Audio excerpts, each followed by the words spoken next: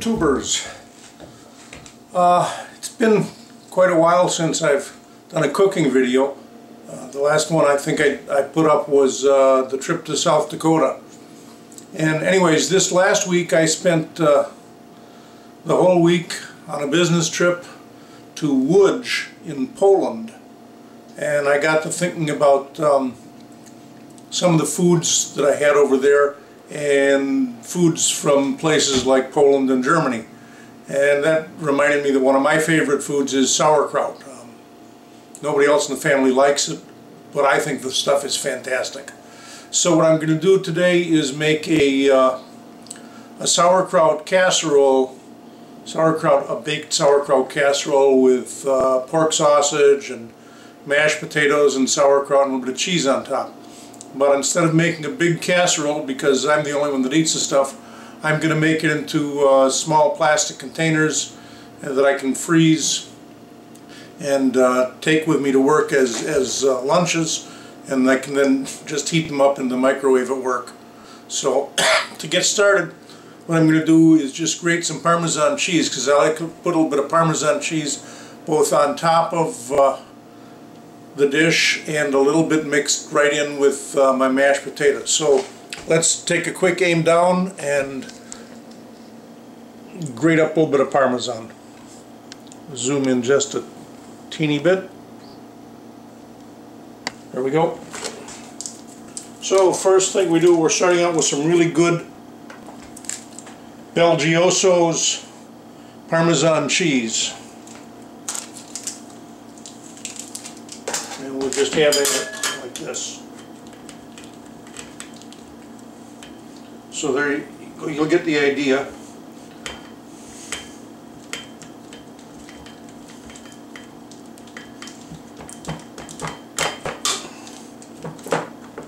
I'll do a little bit more, but I think you can see I've got some in there now. And I won't do all of it on camera because you'll get really bored with watching me grate this cheese. Anyways, the trip to Poland, that was an adventure. I was there supporting some manufacturing software installation and a new customer that my employer is bringing on at a facility that they've got in Łódź. So I spent the week in Łódź, and I stayed at a hotel called Andel's, which was right downtown Łódź, near a big shopping center and public outdoor restaurant area called Manufaktura. I probably murdered the pronunciation of that. I don't know how you'd say it in Polish. I can't say a word of Polish to save my life. But that's minor. It was an interesting trip. I got a chance to meet a lot of the people that I've talked to on the phone for a number of years, and got to see our facility there, which I'd never seen the place. But I also got to support a new customer, and well, I can't say the name of the customer or even the name of my employer on here, but suffice to say I work for a fairly large international company, and every once in a while, and I mean very once in a while, my last overseas trip was about well, 2004, so 9 years ago. I don't travel very much, but this turned out to be a good trip. So got me thinking of this kind of food, and here we go, we'll do the next bit.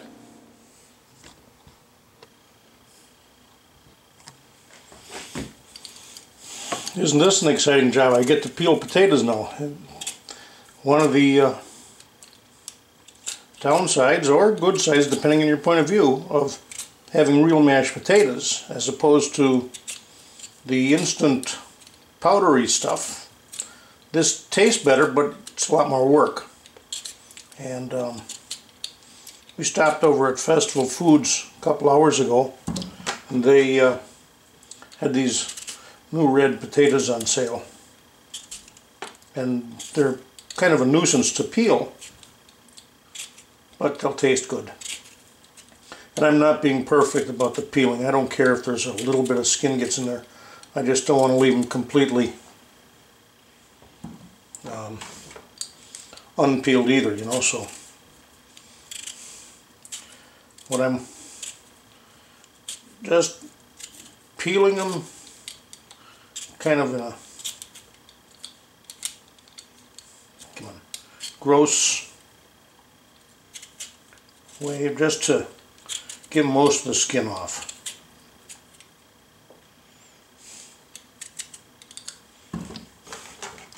So you get the idea here.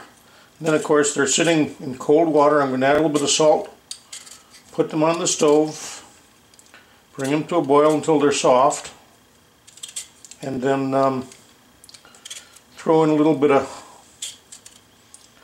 butter and butter and chives and Parmesan cheese. And once they're boiled, I'll show you again. But that's the idea. So this is the last of my potatoes for peeling. I had already started, obviously, you've noticed that. So next step is going to be put this on the heat.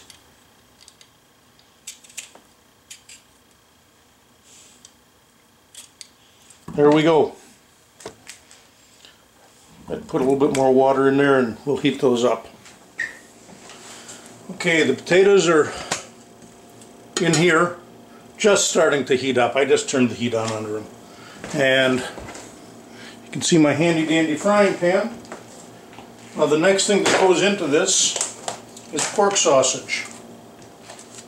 This is some of Judy's homemade fresh pork sausage. I mean, she ground this up about 3 hours ago. This is what we make for breakfast sausage around here. And it's basically a Boston butt or a pork shoulder, depending on what you want to call it, turned into pork sausage with some seasonings that she's come up with that I think turn into a really good pork sausage. So we're going to start that cooking. And you can see it's a fairly coarse grind. This frying pan's not very hot yet, but it'll get there, and this will turn into a nice pork sausage. Sometimes I use commercial pork sausages. Come up here and look at me. Oh, we're crooked, aren't we? No wonder. Anyways, sometimes I use commercial pork sausages, sometimes I use Italian sausage, sometimes when I do this I'll use bratwurst. And if I can, whatever I do, I always prefer the bulk rather than the links of sausage.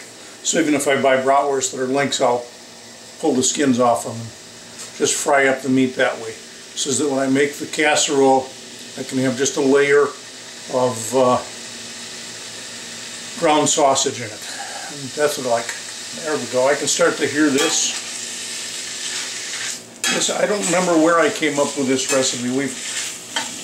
I've been making this for years and years. It probably came out of a cookbook that I had years and years ago. I don't even remember. But anyways, like I say, I turn it into individual servings casseroles that can go to work because nobody else will eat them. So take a quick look at this. You can see it's already starting to brown just a little bit. We've got about a pound of pork sausage here. She had a 5-pound butt roast that she made into breakfast sausage. And most of it's put in the bags that you draw the air out of, the vacuum bags, into small, about half-pound portions that we can open up and make into a breakfast as needed. But I put, saved about a pound out for this. So, there we go. Oh, I'm starting to smell it. She's got a lot of sage in her sausage. And as soon as it starts to cook like this, that sage smell just comes right out. I wish you could smell it. This is fantastic. It's going to do a great job on the sauerkraut. So, okay, let's turn it down just a bit so I don't burn it. Why don't you come over this way?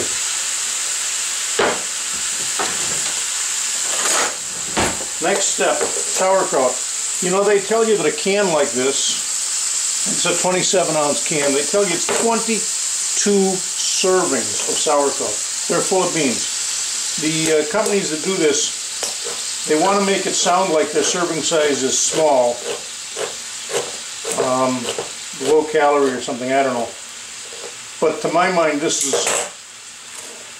like 5 or 6 servings. And we'll probably make it into 5. So that's set aside.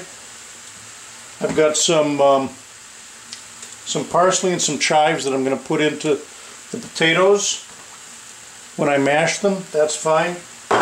I'll go get a stick of butter out of the fridge in a minute. That'll go into the potatoes.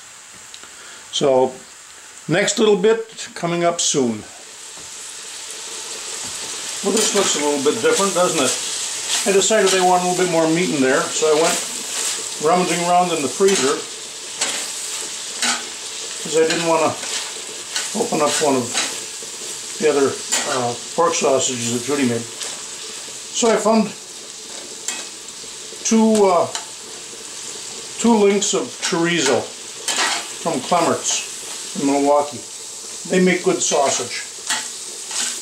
They also have a fantastic IT department. I've met the head of their IT department, and he's quite a smart guy. Anyways,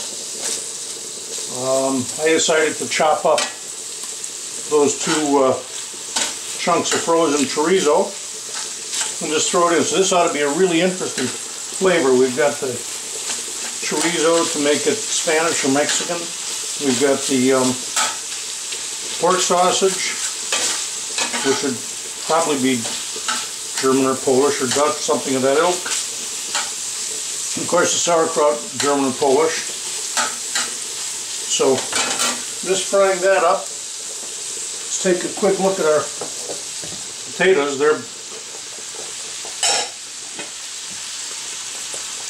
boiling away, but they're not, they're still pretty hard.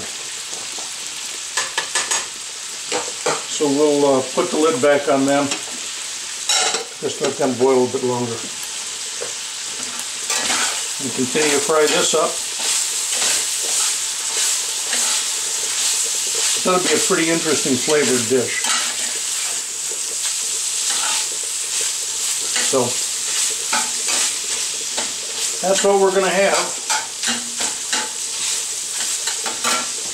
Turn the video off for now and just let this cook for a little bit and show you the next step in a little bit. The meat's nicely cooked. The potatoes are just about done. I'm about to one final check on them. I'll show you if they look good.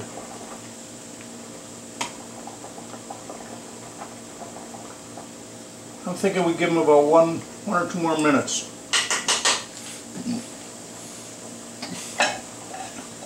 So let me move you over a little bit closer here, and we'll go into the next little bit of production here.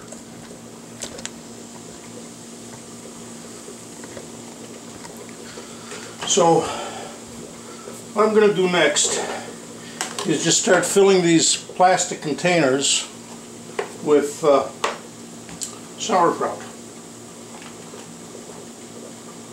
A little bit into each one. And I'm thinking 22 servings. What that really means is 5 servings.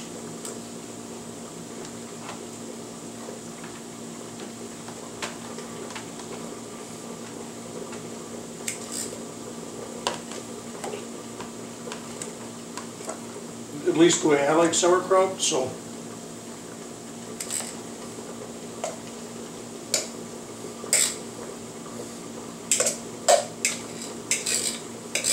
there we go.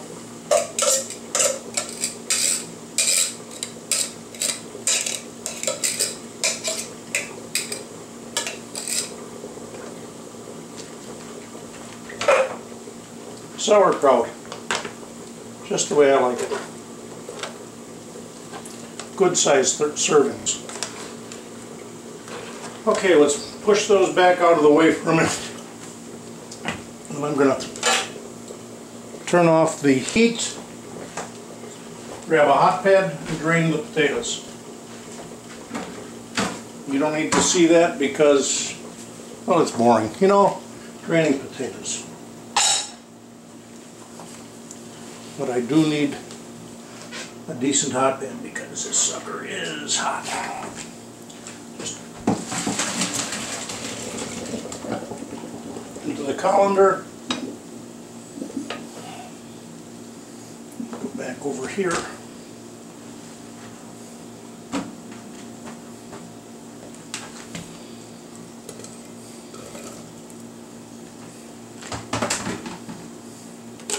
Grab my smasher. Yep, they're ready. We'll throw some butter into there. Where's my fork? There's our butter. Get out of the way. I want a little bit of my Parmesan cheese in there. Not all of it, but some. And let's move you a little bit closer.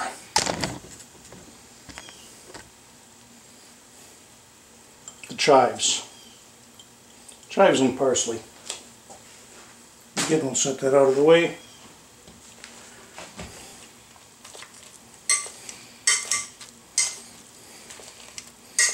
You've probably seen people mash potatoes before, but hey, it never hurts to see this stuff again, huh? There's little bits of the potato skin in there, but not much.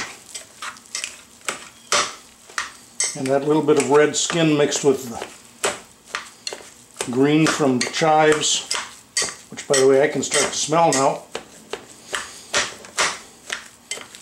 That's pretty good. Pretty stiff. I may have to throw in just a little bit of milk. Let's do that.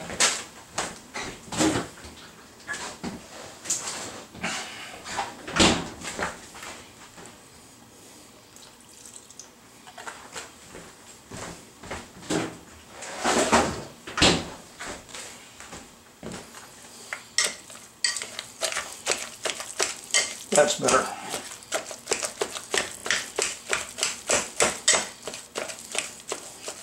See that?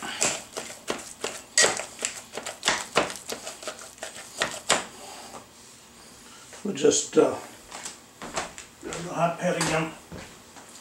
Set that aside just for a minute. Okay, so the sauerkraut. I like caraway seed in my sauerkraut. So before we go any farther,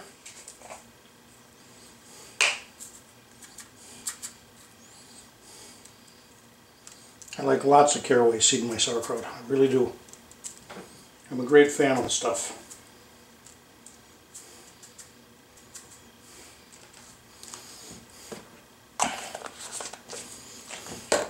You just give that a little stir in.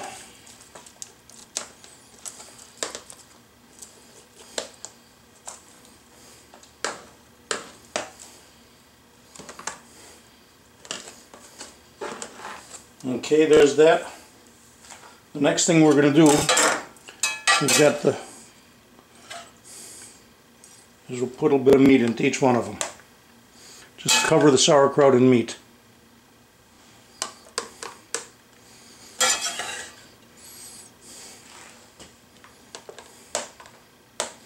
Spread it around so we've got kind of a layered effect here, is what I want. I want a layer of sauerkraut on the bottom, then a layer of meat, then we'll put a layer of the mashed potatoes.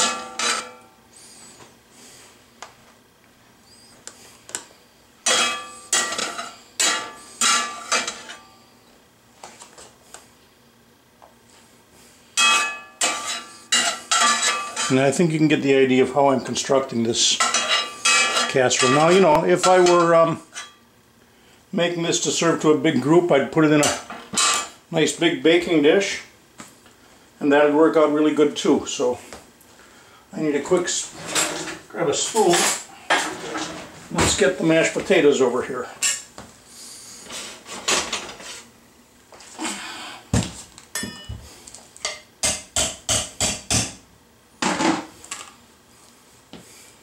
You see this? There we go.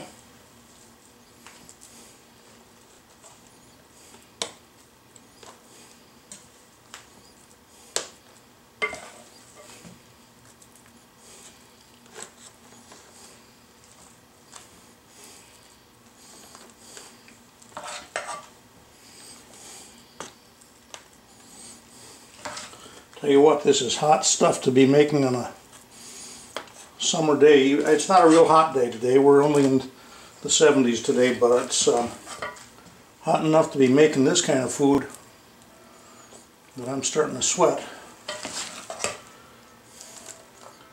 And it's just about time to have another sip of beer.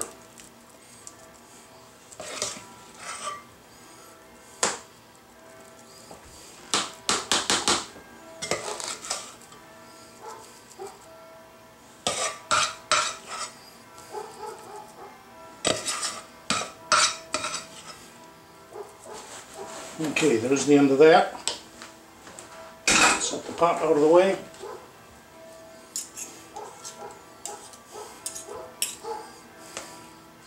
We'll just kind of smooth the potatoes down a little bit. Spread them around so get a nice potatoey top crust.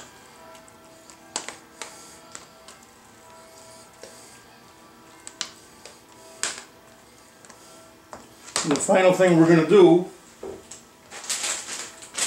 is spread on a little bit of cheese. I've got some handy dandy mozzarella.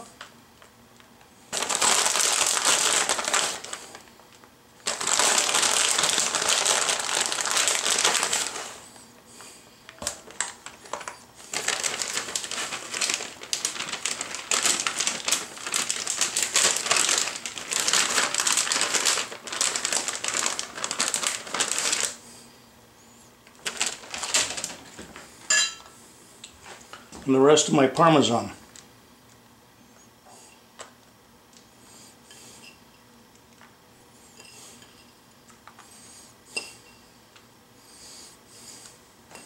There you have it. Then we'll simply cover them like this, and off they go to the freezer. So come on up here and look at me for a second. That's it. That's we got to cook it. There we go. That's my sauerkraut bake casserole with pork sausage and, in this case, chorizo, because it's what I add.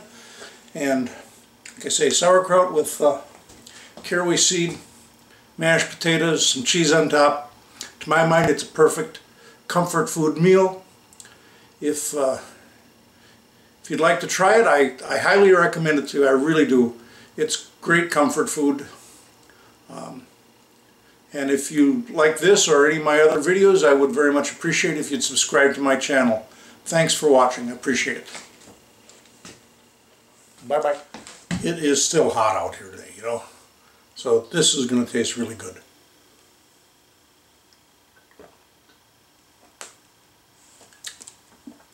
That's first class. Even though it's not the most expensive beer in the world, it's good.